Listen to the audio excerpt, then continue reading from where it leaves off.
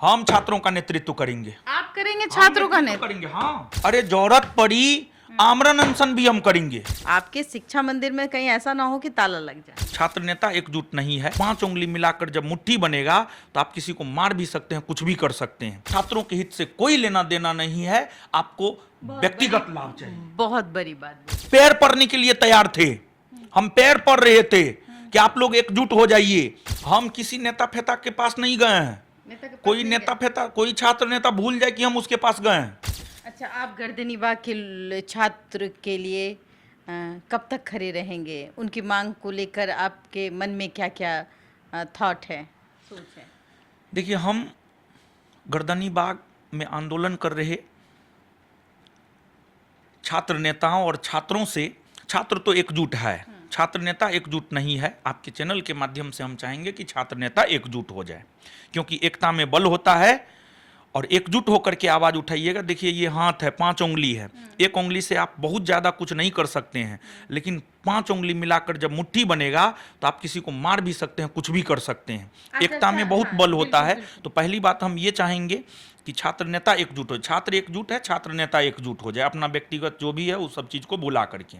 अभी छात्र नेता की आप बात कर रहे हैं। छात्र नेता दिलीप की तबीयत खराब हो गई।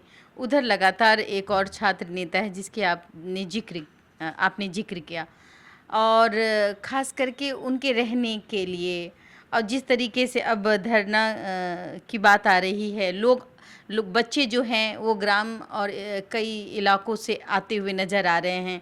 अब गर्दनी भाग भरते हुए नज़र आ रहा है। हो सकता है आने वाले समय में 10,000 की संख्या में लोग यहाँ एकत्रित हो जाएंगे। तो ऐसे में क्या दोनों छात्र नेता को, चाहे वो दिलीप हो चाहे अमन हो, उन दोनों को एक साथ बैठ के बात करने की ज़रूरत है? समय की मांग तो यही है कि दोनों को जो है एकजुट होकर के जो है एक मंच पर आने की जरूरत है। ये समय की मांग है। और अगर आप एकजुट नहीं होते हैं तो यह माना जाएगा कि आप राजनीति कर रहे हैं। वहां आप अपने आप को छात्र नेता कह रहे हैं। देखिए, छात्र नेता मतलब छात्रों का नेता। आज गर्दनी बाग में हजारों की संख्या में छात्र थे और सभी छात्र चाह रहे थे कि छात्र नेता एकजुट हो जाए। आप उसके कहने पर एकजुट नहीं हुए, तो कहीं ना कहीं ये इस और इशारा कर रहा है कि आपको छात्रों के हित से कोई लेना देना नहीं है, आपको व्यक्तिगत लाभ चाहिए। बहुत बड़ी बात बोल रहे हैं। सही बोल रहे हैं, हम वहां से देख करके आए हैं। अगर हम छात्र नेता का पैर पड़ने के लिए तैयार थे, हम पैर पड़ रहे थे कि आप लोग एकजुट हो जाइए, एकजुट नहीं होइएगा। देखिए, एक बात बताइए, अंग्रेजों ने लगभग 200 वर्षों तक भारत में शासन डिवाइड एंड रूल के थ्योरी पर किया है। तो बांटो और राज करो। आप इस चीज को क्यों नहीं समझ रहे हैं? आप अगर पढ़े लिखे हैं, आप इतिहास जानते हैं, इतिहास सिर्फ एक विषय नहीं है, इतिहास को आपको समझने की जरूरत है। और इतिहास हमको निर्णय लेने के लिए सिखाता है, और इतिहास हमें बताता है कि हमारे पूर्वजों ने क्या गलती किया है, हमें वो नहीं करना है। तो हमारे पूर्वजों ने जो गलती किया वही अगर हम करेंगे तो आपका बात माना जाएगा, कदापि आपका बात नहीं माना जाएगा। एकजुट होने की जरूरत है, समय की ये मांग है। आपको, आप जिस तरीके की बात कह रहे हैं उसमें कहीं ना कहीं एक डर दिख रहा है। किस बात का डर? कि दो लोग अगर अलग अलग हो और अपने ईगो को दरकिनार कर दे तो जीत हो सकती है। हाँ, हमको किसी भी बात का कोई डर नहीं है। हम किसी नेता फेता के पास नहीं गए हैं। कोई नेता फेता, कोई छात्र नेता भूल जाए कि हम उसके पास गए हैं। हम वहां छात्रों के लिए गए थे। अच्छा। और अगर ये छात्र नेता एकजुट नहीं होंगे, हम छात्रों का नेतृत्व करेंगे। आप करेंगे छात्रों का नेतृत्व? करेंगे, हाँ। हम आप धरना प्रदर्शन में जाकर बैठ जाएंगे, धरना स्थल पर सब कुछ करेंगे हम। अच्छा। अरे जरूरत पड़ी आमरण अनशन भी हम करेंगे।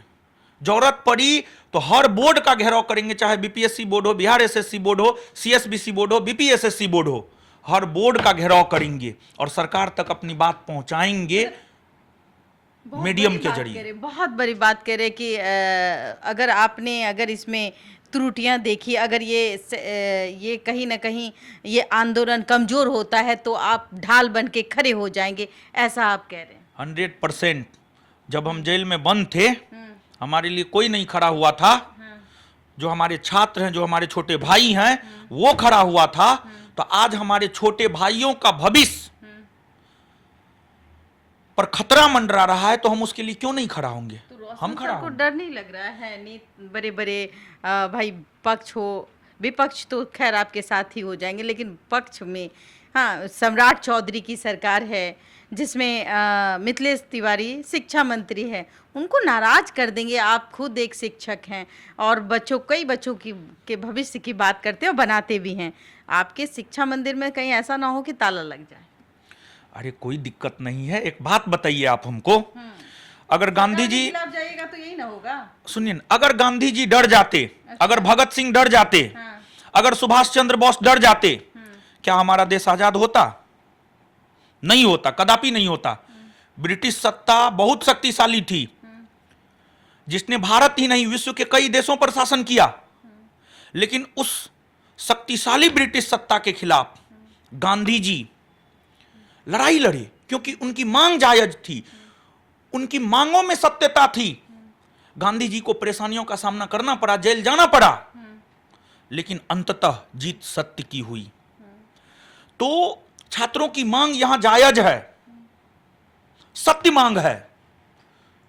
तो उसको लेकर के अगर हम पढ़े लिखे हैं, अगर हम सच को सच नहीं बोलेंगे, झूठ को झूठ नहीं बोलेंगे, तो पढ़े लिखे होने का कोई मतलब ही नहीं है, कोई मतलब नहीं है। जेल से आने के बाद पहले डर लगता था? आप पहले भी जेल गए हैं कि ये पहला जेल यात्रा था? नहीं, पहली बार जेल गए हैं। पहली बार जेल गए हैं, वो भी झूठा केस में। झूठा केस में सब चीज दुनिया के सामने है।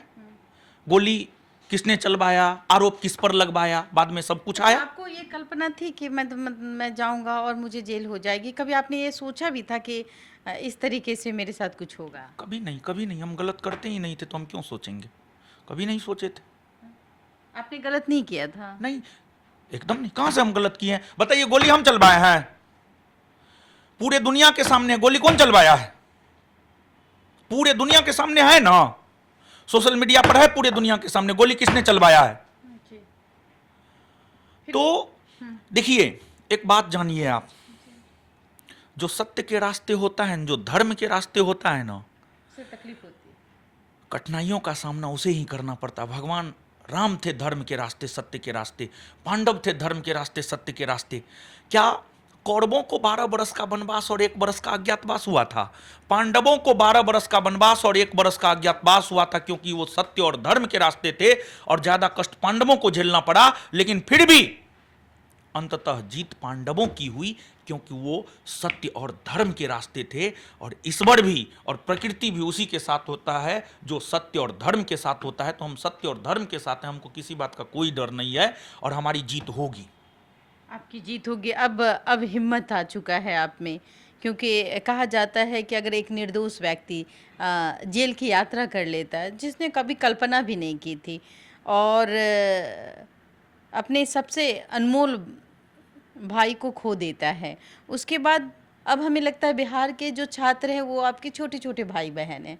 तो ऐसे में आप उनके ढाल बन के खड़े हो जा रहे हैं, और अब अगर थोड़ी सी भी कमजोरी हुई इस आंदोलन में, तो उनके लिए आप अनशन करेंगे?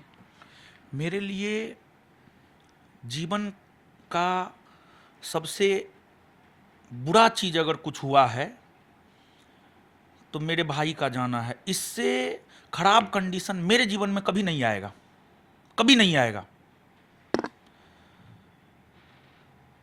मेरा सबसे अनमोल चीज चला गया है। इस वजह से हमारे भीतर डर ही खत्म हो गया है, हर चीज को लेकर के डर खत्म हो गया है। और अब बिहार के युवा ही हमारे छोटे भाई हैं। तो हमको लगता है, और दूसरी बात यह है कि आप छात्रों की जब मांग देखेंगे ना, उसमें आपको सत्यता मिलेगा।